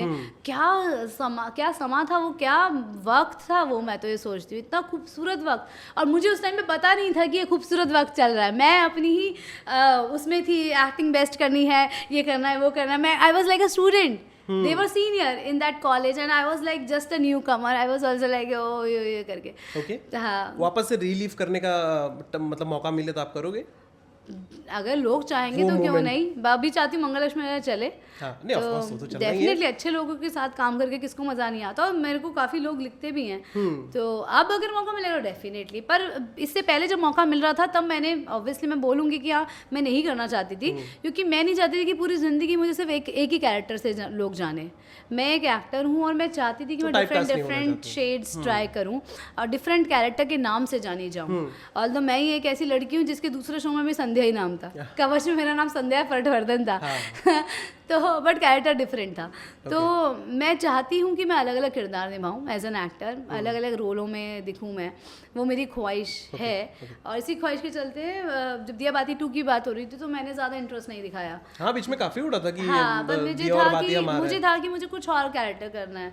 मैं अगर वापस से कम बैक करूँ तो बशर्ते सेम कैरेक्टर. नहीं तो पूरी जिंदगी में सिर्फ पुलिस यूनिफॉर्म में ही रह जाती. आपको संध्या राठी ही जानेंगे. ऑल्दो ये बहुत रिस्पेक्ट की बात है बट एक एक्टर अगर आप एक्टर बने हो लाइफ में तो आपकी ख्वाहिश रहती है. दिली ख्वाहिश रहती है कि आपको लोग अलग अलग. ऑल्दो मैं टीवी कर रही हूँ ऐसी ख्वाहिशें कम पूरी होती है टीवी करते हुए. अगर आपका लॉन्ग रनिंग शो बन जाए तो वो भी एक लक है कि जब लॉन्ग रनिंग शो चलता है. लॉन्ग रनिंग शो होता है तो लोगों के घर बन जाते हैं. लोग प्रॉपर्टीज़ खरीद लेते हैं, गाड़ियाँ ले लेते हैं. तो वो इसलिए मैं चाहती हूँ हर शो लॉन्ग रनिंग होना चाहिए. तो काफ़ी लोगों का घर चलता है उससे. बट मैं चाह रही थी कि भगवान प्लीज़ मुझे कोई दूसरा रोल दे दो ताकि मुझे भी ये लगे कि हाँ मैं उसके संध्या के अलावा भी कुछ और कर सकती हूँ. हाँ. क्या मेरे अंदर टैलेंट है कि नहीं. अगर मैं दोबारा वही रोल कर रही होती तो शायद मुझे लगता कि मेरे अंदर शायद यार ये तो मैं रोल इतने टाइम से कर रही हूँ और कोई रोल अच्छा नहीं लोगों को लगा मेरे पे बिलीव. इसलिए मुझे सेम रोल मिला.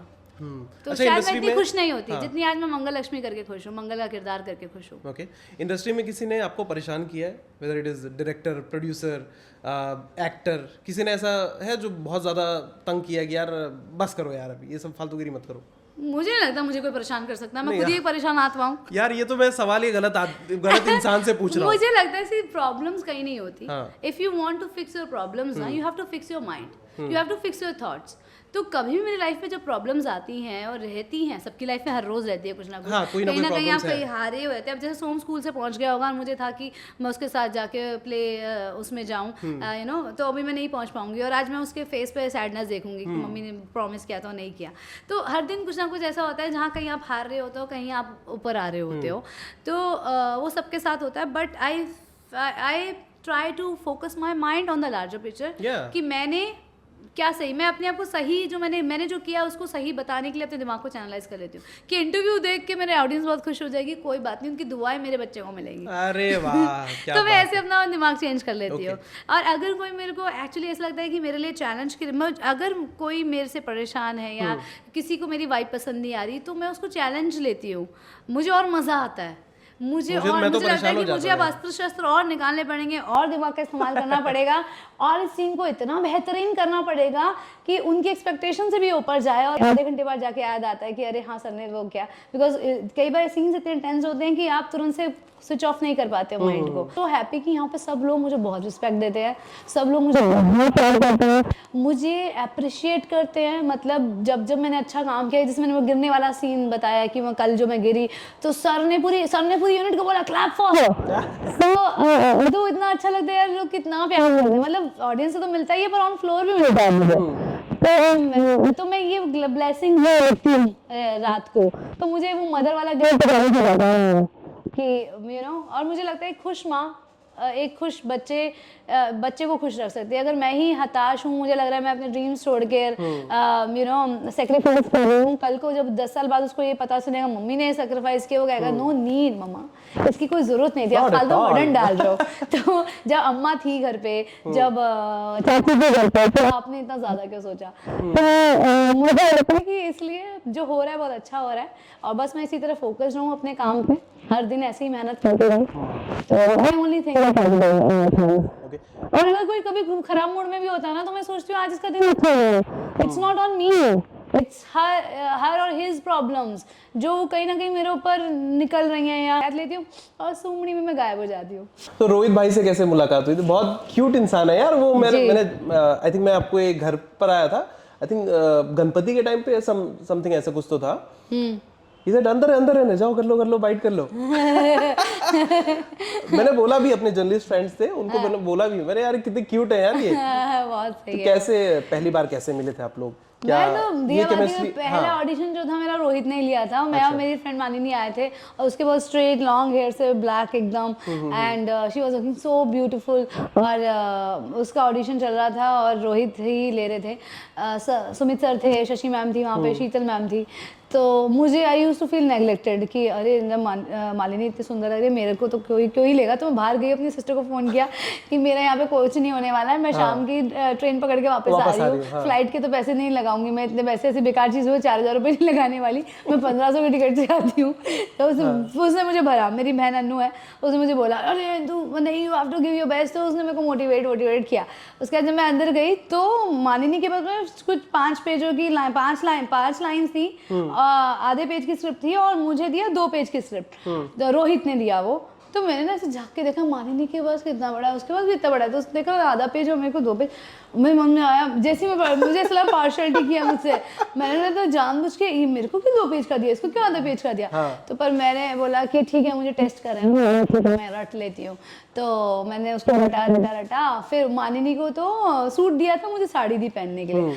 तो मेरे सर कि वो जब तक वो चेंज करेगी तो फिर वो पहन लेगी और आप तो पहन लो। तो मेरे बाल लंबे विग लगा दिए और छोटी वोटी हो गई। और फिर मुझे लाइन, तो उसके बाद मुझे बोलते, मैंने बोला सर याद होगा। तो रोहित ने मुझे बोला कि तो मैं बोली यार मालिनी को तो ये बोला नहीं सुनाओ। ये कौन सा मैं एंकर लिंक कर रही हूँ जो मैं सुनाऊँ आपको, मैं तो एक्टिंग करके दिखाई जा सकती है ना। तो मैं एकदम फफल गई, मैंने सुनाऊँ सर मतलब। तो कह रहे हाँ लाइन सुनाओ कि जो तुमने याद किया। मेरे लिए बड़ा वो नया था मैं अंदर डर गई।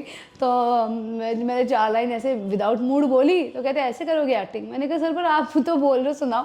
तो मैंने सुनाने के हिसाब से याद नहीं किया, मैंने एक्टिंग के हिसाब। अच्छा तो बोले रेडी हो? मैंने बोला हाँ रेडी हो। तो उसके बाद मेरा शूट करने लगे। तो मुझे याद है 2-3 लाइन मैंने अच्छी की, फिर सुमित सर ने मुझे रोका, सुमित सर ने मुझे बताया कि ऐसे ऐसे करो, फिर रोहित ने भी थोड़ा इंटरवीन किया कि नहीं इसको ऐसे ऐसे करो। तो जैसे मैंने 3 लाइन बोली ना, उसके बाद उन लोगों का इंटरेस्ट आने लगा मुझ पर। और उन लोगों ने मुझे लिटरली, सुमित सर ने मुझे लिटरली रो के दिखाया ऐसे विदाउट ग्लिसरिन। वो इतना इमोशनल हो गया ऐसे कि ये लाइन ऐसी है, इसको तुम्हें इतना वजन डालना है।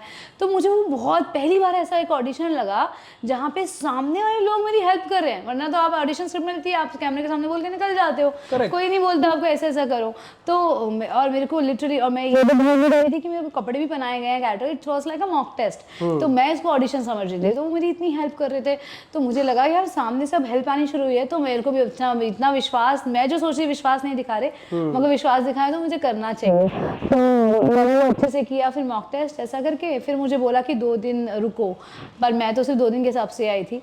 तो मैं सिद्धिविनायक गई और जैसे ही मैं सिद्धिविनायक पहुंची आफ्टर अ वीक, तुरंत मुझे 3-4 दिन से कोई फोन नहीं आया घर पे दिखाने की जाना है। मैंने सोच लिया था मुझे अब जाना पड़ेगा, मुझे ऐसा लगा तो जैसे सिद्धिविनायक गई मैं, तो मुझे जैसे मैं बांद्रा पे उतरी स्टेशन में, वैसे ही टैक्सी ले रही थी बांद्रा से, वैसे ही मुझे फोन आया कि आपको रेटर पे बुलाया है। और बाद में मुझे बता रहा था अभी ऑडिशन थे सापस से, उनको दिखाया गया था वो ऑडिशन, उनको पसंद आया और मैंने बोला कि लड़के के साथ मॉक टेस्ट होगा और हमें मॉक टेस्ट करके भेजो लड़के के साथ कैसी जोड़ी लग रही है वो। तो मंदिर दर्शन करके आए, मुझे बोला कि बहुत अच्छी जगह तुम गई और अभी तुमको वर्कशॉप दी जाएगी, तुमको वर्कशॉप देंगे और तुमको अच्छे से करना है, अच्छे से करने बताएंगे, तुमको अपने आप पे मेहनत करनी है ऐसे करके। तो वहाँ से रोहित मुझे लेकर जाता था वर्कशॉप में, शशि मैम के घर पे ही वो मुझे ट्रेन कर देते थे। तो मुझे याद है पहले मैं मिर्ची और हील्स स्टेलोटोस पहन के गई थी और मिर्ची का बॉर्डर मेरे बैग के अंदर था। मैंने बोला मतलब हम तो ऐसे सोचते डायरेक्टर के साथ में एक घर में जा रहे हैं, क्या होगा, मेरे दिमाग में ऐसे ऐसे थॉट चल रहे थे। जबकि मुझे दिख रहा था कि एक हस्बैंड वाइफ की कंपनी है और उन्होंने, शशि मैम ने समझा के बोला है कि ऑफिस में बहुत लोग आते हैं तो तुम्हारे यहाँ पे वर्कशॉप नहीं हो पाएगी, तो मेरे घर जाना, मैं रोहित को लेकर भेज रही हूँ। पर मैं अंदर से बहुत डरी हुई थी। तो मुझे याद है लिफ्ट खराब थी, तो रोहित ने बोला कि तुम ये नॉर्मल लाइफ में मैं ऐसे स्टेलेटोस ऐसे हील पहनती हूँ क्या, मैं फट से ऐसे हो गई, हील बोल रहा है ये मेरे को, मतलब कि इसको क्या प्रॉब्लम है हील को, इसको कैसे पता लगा कि अगर कुछ हुआ तो मैं सर पे मार के भागूंगी literally I was thinking like that. तो मैंने बोला हाँ सर, मैंने एकदम से अपना डिमनर चेंज करते हुए, हाँ सर मैं तो हील में बहुत कंफर्टेबल हूँ, मैं तो हील में ही चलूँगी, मैं तो लिफ्ट कह रहे लिफ्ट बंद है 4 सीढ़ी चढ़ के जाना है तो हील उतार दूँ। नहीं सर, मैं मन में बोल रही हूँ, मेरे वॉइस ओवर चल रहे हैं, ये मेरी हील क्यों उतरवा रहा है तो मैंने नहीं सर मैं 4 सीढ़ी क्या, मैं 8 सीढ़ियाँ चल सकती हूँ हील पहन के मैं हील पहन के 4 फ्लोर तक चढ़ी लिटरली, अंदर से तो मेरी एंकल्स की वाट लगी हुई थी। उसके बाद मैं देखती हूँ रोहित चाबी से घर खोल रहा है, हाँ। मेरे धक धक इतनी तेज, और मेरा बैग में मिर्ची का पाउडर हाथ में, और तुरंत देखती हूँ एक बुढ़े अंकल ने दरवाजा खोल दिया है ना, उस लाइक कि तो इनको पड़ने वाला था, और मैं एकदम चुप ऐसे, और वो हाथ मेरे मिर्ची में हो गए। और मैं तो फिर रोहित ने उनको बोला कि अंकल मैं सोच रहा था आप सो रहे होंगे, आपकी दोपहर की नींद ना खराब करूँ, इसलिए मैं चाबी से खोल रहा था। तब मुझे लगा कि मैं ही बहुत गलत सोच रही हूँ। और फिर ना मैंने अपने फ्रेंड्स, कुछ फ्रेंड्स है जो स्ट्रगलिंग फ्रेंड्स है, उनको बोल दिया था कि ऐसे ऐसे, क्योंकि मेरे दिल में ही धक्का था ना, मुझे लगता है मैं ही कंजर्वेटिव तो मैंने उनको बताया था कि जब सब सही होगा तो मैसेज डालूंगी। तो वो लोग उस बिल्डिंग को घेरे हुए थे तो मैंने उसके बाद में कोई चैन नहीं है, अंकल उसके रूम में जाके सोने लगे, और ड्राइंग रूम में रोहित इतनी दूर पे, तो मैं कुछ मतलब 10 कदम की दूरी पे थी, ऐसे सोफे बैठे थे। तो और मैं ऐसे ऐसे मैं फ़ोन में लगी, क्योंकि मैं अपने फ्रेंड्स को बता रही अब मैं ठीक हूँ, सामने हाँ वो डायरेक्टर ऐसे बैठा हुआ है। तो रोहित बोलते अगर तुमको फ़ोन पे बात करनी है तो वर्कशॉप के लिए क्यों आए हो, तुम जाओ यहाँ से, ऐसे बोल दिया। मैंने बोला बाप रे ये क्या था। तो मैंने उसको बोला, मैं फ़ोन साइड में रख दिया, मैंने हाँ सर बताइए। तो उन्होंने बोला कि आप समझो कि ये एक सीन चल रहा है, यहाँ पे सब बर्फ़ से भर गया है पूरा रूम, और तुम्हारे सारे जितने भी लव वंस हैं वो सब मर चुके हैं, और अब तुम अकेली रह गई हो, और अब धीरे धीरे बर्फ़ बढ़ती जा रही है, अब तुम भी मरने वाली हो, तो how will you gonna act. तब मैं थोड़े तो काम की बात है, अब तो मुझे दिमाग लगाना पड़ेगा। तो मैंने मैसेज किया फिर से, अभी 1 घंटे बाद बात करूँगी, अब मैं नहीं सही है, सही वर्कशॉप चल रही है। और फिर मैंने वो सीन को सोचा, और फिर मैंने वो परफॉर्म किया। तो फिर मुझे याद है, एक बार में अच्छी हो गई फिर परफॉर्मेंस। हाँ, रोहित ने यही बोला मैम को कि इस लड़की को सिखाने की कोई ज़रूरत नहीं है, इज जस्ट दैट कि इसके राइट मूड पे वो थोड़ी मूडी है, तो transition into one scene to another scene इसको थोड़ा टाइम लग रहा है, बट वैसे इसमें एनर्जी है और ये परफॉर्म करती है जो है। तो मेरा काफ़ी अच्छा फीडबैक दिया था। फिर एक दिन उन्होंने मुझे, दूसरे दिन मुझे पूछा कि मैं थोड़ी सी उस दिन भी थोड़ी सी ऐसी थी, इधर उधर मैसेज में लगी हुई थी। उन्होंने मुझे बोला कि तुमको क्यों लगता है कि तुमको ये रोल दिया जाएगा। मैंने बोला सर मेरे को नहीं लगता कि आप लोग रोल दे रहे हो, मुझे ये लगता है कि आप लोग ही बोल रहे हो मुझे ये रोल मिल जाएगा, आपको देना है दो, नहीं तो मैं दिल्ली में जाकर नौकरी कर लूँगी सर, आप ऐसे क्यों बोल रहे हो। तो कहते नहीं सुन तो लो कि तुमको ये रोल क्यों नहीं मिलेगा। मैंने बोला अच्छा मतलब नहीं मिल रहा है। बोले अच्छा सर बता दीजिए क्यों नहीं, मेरा जो दिल टूट गया है, बता भी दीजिए क्या है मेरी हार का रीज़न। तो ये सर तुम इतना फास्ट बोलती हो ना कि इसलिए तुमको आईपीएस का रोल में हम कैसे जस्टिफाई करेंगे, ठहराव होना चाहिए ना स्पीच में। और ये ठहराव लाने के लिए अपने माइंड स्टेट ऑफ माइंड को चेंज करना पड़ेगा, जो कि इतनी जल्दी पॉसिबल नहीं हो पाएगा। 1 महीने में शो आने वाला है हमारा, तो ये तुमसे हो नहीं पाएगा। मैंने बोला सर मैं अपनी दादी से बात तो एकदम आराम से करती हूँ, मैं बिल्कुल कर लूँगी, मैं अभी आपको पॉजेस के साथ में और अपनी स्पीच को नॉर्मल करके बोलती हूँ, मैं अभी सर ऐसी बात है तो मैं सर अभी। तो कहते पक्का। मेरे कहते ठीक है अभी तुम्हारा ऑडिशन लेते हैं तो फिर देखते हैं, क्योंकि तुम्हारे डायलॉग्स ना बहुत फास्ट जाते हैं, तो वो वजन जो हमें चाहिए ना उस कैरेक्टर में वो नहीं आ पा रहा है, चुलबुला नहीं चाहिए हमको। तो मैंने फिर अपना फ्रेम ऑफ माइंड एकदम चेंज कर दिया कि मैं दादी से ही बात कर रही हूँ और मेरी बात सबको समझ आनी चाहिए। तो क्योंकि दादी को तो फास्ट नहीं समझ में आता था, तो दादी के आगे मेरा टोन चेंज हो जाता था, तो मैंने अपने माइंड को ऐसे लिया। और फिर उनको मेरे पसंद आने लगे लोग चैनल में ऑडिशंस, और फिर फाइनली मैं पहुंच गई शूटिंग तक। तो कहीं ना कहीं फिर जब इतना प्यार मिलने लगा संध्या को, तो मुझे पता होता था कि कहीं ना कहीं जो मेरा पहला टेक होता था वो रिजेक्ट होता था। हमेशा जो दूसरा तीसरा टेक था जो रोहित मुझे इंस्ट्रक्शन देते थे और उसके बाद जो मैं वो कैरेक्टर करती थी तो वो कुछ अलग निकलता था। तो ये कहीं ना कहीं जब मुझे लोगों का इतना प्यार मिलने लगा, शो बहुत जल्दी नंबर 1 हो गया, मैं कहीं भी जाती थी तो सब मुझे संध्या संध्या कहते थे, तो मुझे मेरे अंदर एक ग्रैटिट्यूड बढ़ने लगा रोहित के लिए, पूरी टीम के लिए, मैम के लिए, शशि मैम के लिए, सुमित सर के लिए, और रोहित के लिए ज़्यादा, क्योंकि मैं जानती थी कि ये मैं नहीं हूँ जो दिख रहा है, एग्जैक्ट जो टोन है, जो प्रेजेंटेशन है ऑफ कैरेक्टर, ये इन्होंने हर करवाया एक है। सीन पे जो है जो मेहनत की गई है वो आज भी चालू है। उस टाइम पे जब हो रहा था वो सब, तो वो कृतज्ञता बढ़ती गई। और फिर उनको पता लगा कि मैं भी सिद्धिविनायक जाती हूँ, पर मेरे पास गाड़ी नहीं थी उस टाइम पे, तो वो हर ट्यूसडे सिद्धिविनायक जाते थे। तो मुझे किसी ने बताया कि सर तो जाते, तो तुम जा सकते हो अगर जाना है तो मैंने अपनी क्रिएटिव जो श्वेता थी उनको बोला कि अकेले एक लड़की अगर डायरेक्टर के साथ जाएगी तो अजीब रहेगा, तो तू मेरे साथ चल ले और फिर हम टैक्सी करके वापस आ जाएंगे जो है, क्योंकि वो मलाड रहते थे और हमको मियाँ रोड आना होता था, तो फिर मुझे थोड़ा हेल्प हो जाएगा। तो ऐसे हम तीनों लोग जाते थे हर ट्यूसडे मंदिर, और जब हम जाते तो हम देखते थे कि टीआरपी इंक्रीज पे इंक्रीज हो रही है, तो मन्नतों का फायदा हो रहा है। तो बीच में 1 घंटा होता था जिसमें मैं उनको off the record as a director देखती थी, और वो मुझे as a off the record एक एक्टर के अलावा मुझे देखते थे ह्यूमन बीइंग में कैसी हूँ। तो बातचीत होती थी और पता लगा कि उनका चाइल्डहुड भी काफ़ी मुझसे मिलता जुलता है। उनकी मम्मी भी कपड़े सिलती थी, मेरी मम्मी भी कपड़े सिलती थी, और हम लोगों की भी जॉइंट फैमिली थी, उनकी भी जॉइंट फैमिली थी। कितने प्रॉब्लम्स आए, यू नो, वही ताई ताऊ जी और वो सब जो बातें जो होती हैं, तो काफ़ी मेल खाता है जो है। और उनकी जो एक्टिंग की समझ थी, क्योंकि वो एनके शर्मा से हैं, वो मुझे बहुत इंस्पायर करता था। मुझे लगता था इस इंसान से मैं जितना सीख लूँ ना, अगर एक जन्म में भी सीख लूँ तो बहुत बड़ी बात है। इसका पिटारा मुझे जानना है कि इसमें है क्या क्या, तो वो मुझे बहुत इंट्रीग करता था, यार इनको कितनी नॉलेज है। तो मैं हमेशा नॉलेजेबल इंसान को बहुत पसंद करती हूँ, और वो ग्राउंडेड भी हैं और अपने दम पे थे, यू नो। तो मुझे लगता है इंडिपेंडेंट है अपने बलबूते पे, ऐसे नहीं मम्मी और पापा का पैसा है उस अपने बलबूते पे वो बिकम ही लाइक दैट। तो मुझे उनके अंदर वो स्वाभिमान वो बहुत अच्छा लगता था जो है। तो धीरे धीरे मेरी रिस्पेक्ट जो है उनके लिए बढ़ती गई। मेरी बहन की शादी हुई तो उनके भाई ने, दीपक ने, उन्होंने उसको बोला कि देखो लड़की दिल्ली से है, कुछ है नहीं यहाँ पे, जानती नहीं है, तो हेल्प करो। तो पूरी शादी उन्होंने, वो सबकी हेल्प करते हैं, ऐसा नहीं खाली मेरी भी। फिर एक बार उनको टाइफाइड हो गया था, बीमार थे, उसके बावजूद उन्होंने छुट्टी नहीं ली क्योंकि इंपॉर्टेंट सीन चल रहे थे शो के अंदर। तो उनकी वो जो मेहनत को देख के, उनके माइंड को देख के, और जिस तरह से वो वुमेन्स की रिस्पेक्ट करते हैं, सपोर्ट करते हैं, अपनी मम्मी की इतनी इज्जत करते हैं, सेट पे जितनी लड़कियां थी उनकी जिस तरह की रिस्पेक्ट उनकी आंखों में मैंने देखी, मतलब मैं कुछ बोल नहीं सकती, वो एक अलग ही था। मैंने ऐसे बहुत कम मेल्स देखे जो औरतों को इतनी इज्जत देते हो।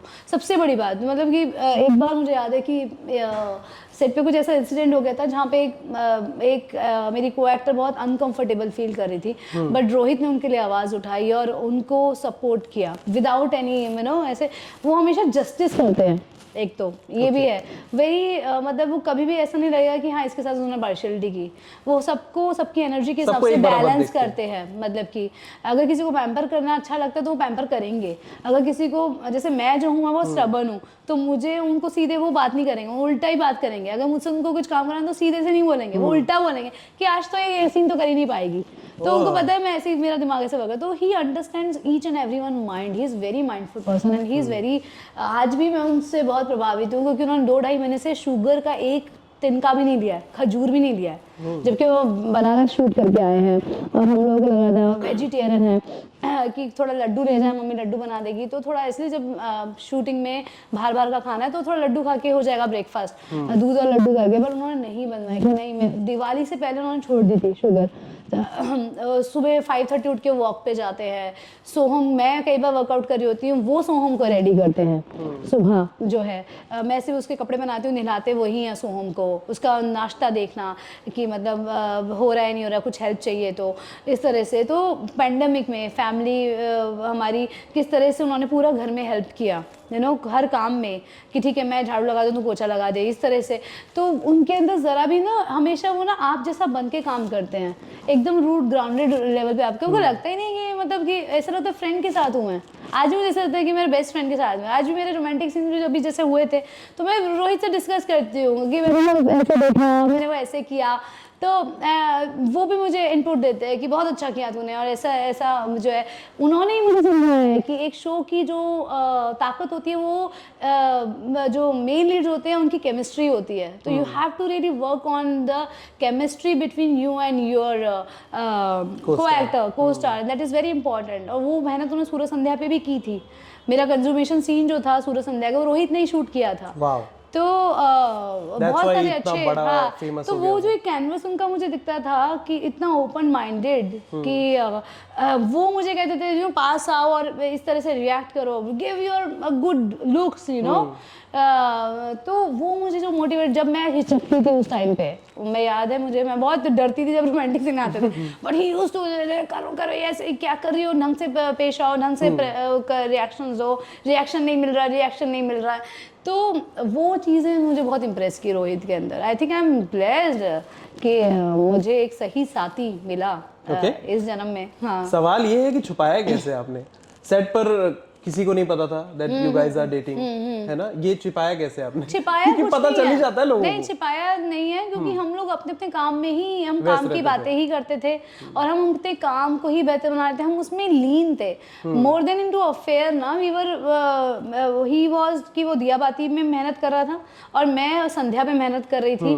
तो कहीं ना कहीं हम लोग सिर्फ, हमारी बातें भी वही होती थी, हमारे अंदर ऐसा नहीं था अब मिलना है सेट, मतलब हमारे हिसाब से अगर सीन जैसा रोहित ने प्लान कर दिया है और मैंने अगर वो बेस्ट परफॉर्म कर दिया और रोहित ने अगर तारीफ कर दी, तो मैं खुश हो जाती थी।